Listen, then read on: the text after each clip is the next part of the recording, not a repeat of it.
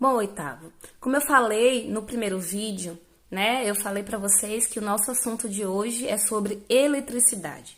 Esse é o nosso último assunto da segunda unidade, né, o primeiro assunto da primeira unidade foi sobre as formas de energia. E agora o nosso último assunto chegou à eletricidade. Vamos falar um pouquinho da parte mais química que envolve esse processo. Quando a gente fala de eletricidade, a gente fala de um conjunto de fenômenos que estão relacionados às cargas elétricas, certo? Quando a gente fala em cargas elétricas, a gente já imagina que deve ter nessas cargas algo positivo e algo negativo, que vocês vão ver aqui na aula. Aí, se vocês notarem aqui a matéria, ó. Quando a gente fala de matéria, a gente fala de tudo que tem massa e ocupa lugar no espaço. Então, quer dizer, a gente fala, o que é o espaço? É o espaço onde vive tudo e todos, certo? Quando a gente fala de matéria, então a gente fala do nosso corpo. O nosso corpo tem massa e ocupa lugar no espaço. Então, no lugar que vocês estão sentados aí assistindo a aula, é o lugar que vocês estão ocupando. Ninguém pode ocupar esse lugar a não ser vocês, certo? Então, quer dizer que vocês, o ser humano, ele tem massa e ocupa lugar no espaço, ok? Certo. Então, quer dizer que o lápis que está na mão de vocês também é matéria.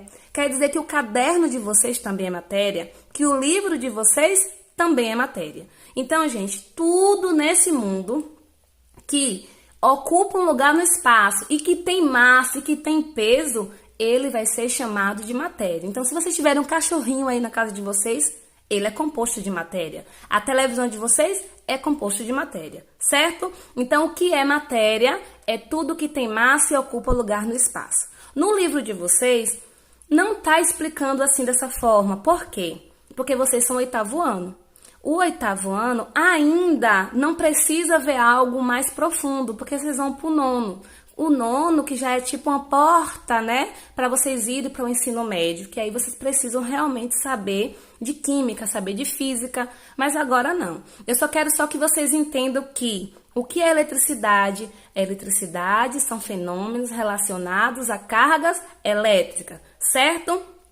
Para que exista a eletricidade, precisa existir o quê? A matéria. O que é matéria? Tudo que tem massa e ocupa lugar no espaço. Então, quer dizer que eu sou composta de matéria, que vocês também são, que a cadeira que vocês sentam também são, também é.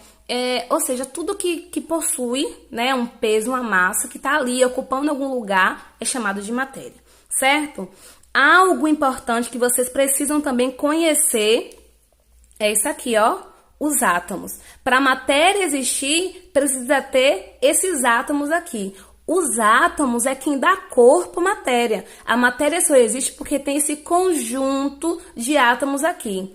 Essa imagenzinha aqui, ó, você sabe que a pró de vocês não sabe desenhar, mas ela tenta. Gente, aqui é a imagem de um átomo e todas as partes que compõem o átomo. Professora, então quer dizer que meu corpo assim tem esse átomo aí? Não dessa forma, aqui é uma forma ilustrativa para que vocês entendam o que é essa matéria, o que é esse átomo, certo? O nosso corpo é feito de quê? Não tô ouvindo. Ô, gente, como é horrível dar aula sem ouvir vocês gritarem. É feito de matéria. Para existir a matéria, precisa ter um conjunto de quê? De átomos. Então, de que partes são formados esses átomos? Prótons, nêutrons, que aqui eu esqueci de colocar, nêutrons e elétrons, certo, gente? Gente, o átomo, ele possui um centro de controle, que é chamado de núcleo.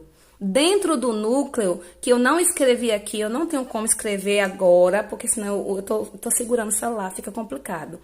Dentro do núcleo, possui os nêutrons. Vamos dizer que essa partezinha azul, ó, essas bolinhas azuis são os nêutrons, que não possuem nenhum tipo de carga, a carga é neutra, como o próprio nome diz. Aí eu tenho aqui, ó, dentro do núcleo eu tenho azul, as bolinhas azuis são os nêutrons e as bolinhas pretas são os prótons.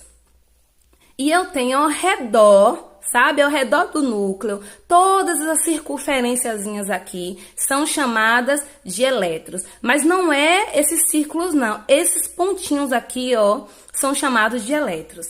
Gente, os prótons, eles possuem Quando a gente fala de eletricidade, fala de cargas elétricas, fala de matéria, fala de átomo, a gente está falando de cargas positivas e cargas negativas. Aí, ó, quando a gente fala de carga positiva, a gente está falando dos prótons, que está onde? No núcleo, certo? Quem mais está dentro do núcleo? Os nêutrons. Então, nêutron não possui carga e os prótons possuem cargas positivas. Essas pontinhas aqui, ó, são chamadas de elétrons. Os elétrons possuem cargas negativas, certo? Então, ó, a eletricidade, ela é formada por um conjunto de cargas elétricas. Essas cargas elétricas são constituídas de prótons e elétrons. Prótons é a carga positiva, elétrons é a parte negativa, certo? Uma coisa que vocês precisam saber é que quando a gente fala de elétrons, que é a parte negativa do núcleo, né, do átomo que está aqui ao redor do núcleo, a gente fala também da responsabilidade dos elétrons em muitas coisas. Então, assim, é por causa dos elétrons que ocorrem as interações elétricas, ou seja, quando o relâmpago acende lá no céu bem forte, é por causa dos elétrons, por causa das cargas negativas que ele possui. Quando a luz da nossa casa ela acende e ilumina, quando acontece essa iluminação, essa luz vindo das lâmpadas, é também por causa dos elétrons, certo? Então, ó, as interações elétricas, quem é que faz? Os elétrons. Não esqueçam disso, que no caso são as partículas negativas, certo? Outra coisa muito importante que vocês precisam saber. Toda vez que o núcleo, né, ele tem a maior quantidade de elétrons, ele tem menos prótons, que é carga positiva, e mais elétrons, quer dizer que o total de carga vai ser negativa. Se eu tenho mais prótons e menos elétrons, quer dizer que o total de cargas vai ser positiva. Então, quanto mais elétrons eu tiver, mais negativo vai ser minha célula. Quanto mais prótons, que é a parte positiva, eu tiver, a minha célula vai ser carregada positivamente. Então, quer dizer, gente, deixa eu fazer uma perguntinha a vocês, quero que vocês me respondam aí na caixa de discussão. Quer dizer que para existir os relâmpagos, o que é que tem que ter? Qual é a parte do átomo que tem que ter em mais evidência? Prótons, nêutrons ou elétrons? Quero que vocês me respondam.